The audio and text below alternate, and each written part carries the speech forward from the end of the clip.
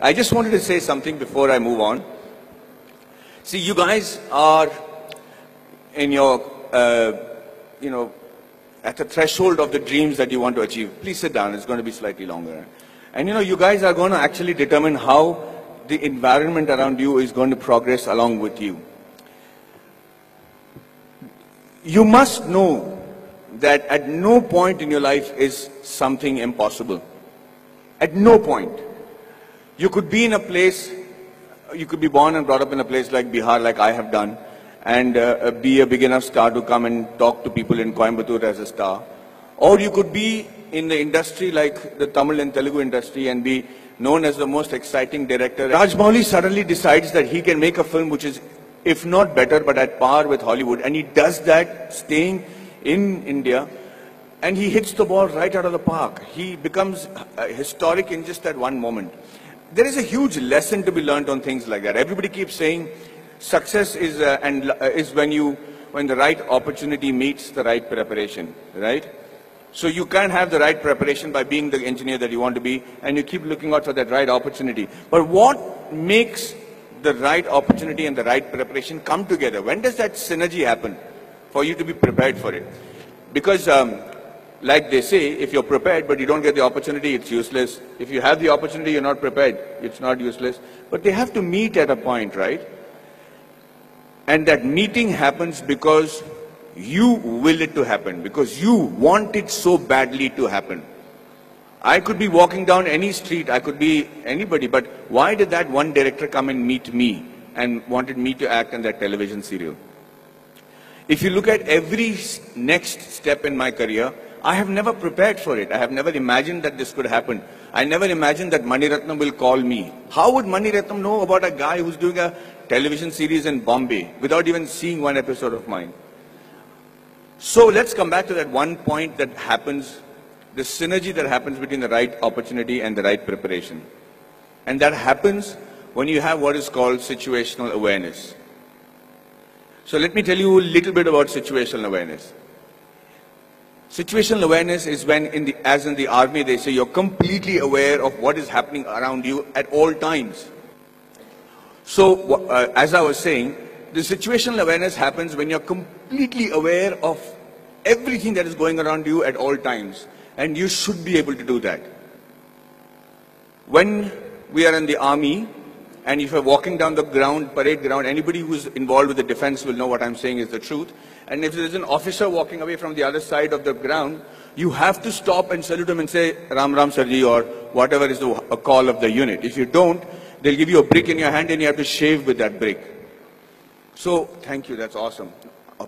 So, the situational awareness is because you should know when the enemy is around you or when there is danger around you. You know how that is taught to you from when you're a child? That's taught to you in the form of good manners, in the form of being courteous. So when you say a good morning, or you're saying a good afternoon, or you're looking around and helping a teacher who's carrying a book and being aware that she needs help, or you're watching around and stepping over a drain and not tripping on yourself, you should know that you're fairly evolved in the art of situational awareness. That's why people insist on teaching children good manners. And anybody who has good manners, it's not just a desire, it's not the desire just to be considered to be a polite guy, but the ability to know when somebody needs to be wished, somebody needs help, somebody is in need of assistance, or somebody has to run away. And that's why you teach your child good manners. And I will tell you today, from the bottom of my heart, I might not be completely worthy of some of the opportunities that I got, but I grabbed it like hell. And I got those opportunities simply because I was a very well-mannered person. I was able to, and with that manner, with the way you walk, with your gait, the kind of words that you use, it's very common to use normal language when you're friends and everything, but most people don't even have a vocabulary. The reason I started those classes in Kolhapur was so that I had my friends who came to me and said, Maddie, we are very good engineers, buddy. We're really good at what we're doing. But the problem is I can't speak in English, I can't speak in Marathi. So when they come from Tatas and Kirloskars for campus selections, I'm not able to communicate to them. They don't even observe a Kolhapuri boy wearing a terracotta pant and a shirt and wearing chappals and don't even consider that he could be a good engineer. So when I said the fault lies with you guys, he says, you have to break the clutter. Nobody's going to come and say, hey, you know what, maybe you're a good engineer, let me give you a shot. You have to be noticed in that very first instant. And for two reasons. One is that either you should know what is a good profession for you. If you're not able to make an impression, then quickly change it. This is not the be-all and end-all. The engineering or whichever subject that you choose to major in when you're in college does not literally have to be your lifelong profession. But give it a shot. At least know if that is a profession that you really want to pursue and excel in, because that's the only way you'll survive, is if you excel in it. If you excel in it to such an extent that you think, sleep, dream, eat, breathe that particular job. And I do that with acting. And I'm telling you, I do not know what else. I would have been a really bad soldier because I think I'm a really good actor. I'm involved completely, 100% of the time. I'm doing research. If I have free time, I'm going to YouTube and finding out what is a different method of acting. I just do that with a passion. If you're not doing that for your profession, know that you're in a secondary profession. Know that you're doing something which the Lord has not made you to achieve glory in. So you have to give it that shot.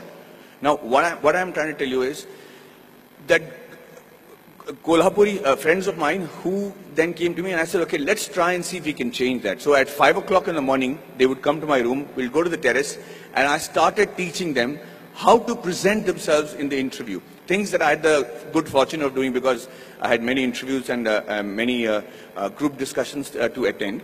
And then I started with basic things on how to shake hands, how to look somebody in the eye and speak. How do you introduce yourself? How do you shake hands with a lady as opposed to a man? How do you speak on a phone? What is dining table etiquettes? What's telephone etiquettes?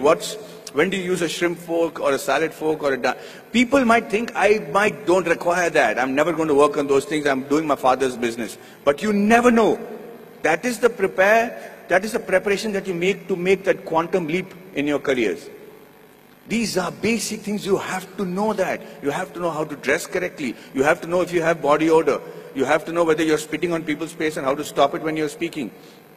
If you don't do these things, ladies and gentlemen, you will be in an average life, doing an average job and living an average life. Having said that, I'm not saying that is wrong. That could be your calling. My father is very happy living that sort of a life because they don't live in extremes. But if you have a passion and if you have a desire to be exceptional, if you have a desire to be seen apart from the crowd, then this is the bare minimum thing you should do. So when these guys went for the interview the next time in Kolhapur, I made it a point to call the Tatas and say, hey, you know what is wrong? Because I am from Jamshedpur, from the Tata Steel town. I knew the officers, I knew the senior gentlemen. I said, sir, you know, these friends of mine are extraordinary engineers. The mere reason why you're not taking them is because they don't know how to present themselves in English. How long is it going to take for you to send somebody who knows Marathi in your panel so that they can actually judge and see if these guys are good enough for Tata Steel? Do you need good people who speak in English or do you need somebody who are good engineers? And he agreed. He actually sent people from Maharashtra, and for the first time in the history of Kolhapur, we had 5 guys getting into Tata Steel and Kirloskars. And I just wanted to say that I'm not taking credit for it. I just felt bad because it is just a small 3-day push that they required to achieve that. So when they were interviewed, they said 4 years of learning engineering one side, and those 3 days with Maddie, we became engineers and successful today because of those 3 days. And what I am teaching you is nothing extraordinary. It is simple stuff. It's the norms. It's the way of the world. So yes, we are all radicals here. I mean, you guys are very awesome students. You're sitting there quietly listening to me. We used to make a ruckus if somebody came to give a speech. But the idea is that you have to connect to the audiences that you're speaking to. Public speaking and group discussion skills can be taught in 15 minutes. I used to challenge my students that I should say, I will hold each and every one of your attention for 15 minutes because I will say such relevant stuff that you will be forced to pay attention to me. And that's how you make an impression. That's how you break the clutter. That's how you get seen in this world, and that's how you can achieve glory for yourself and this wonderful nation that you're part of.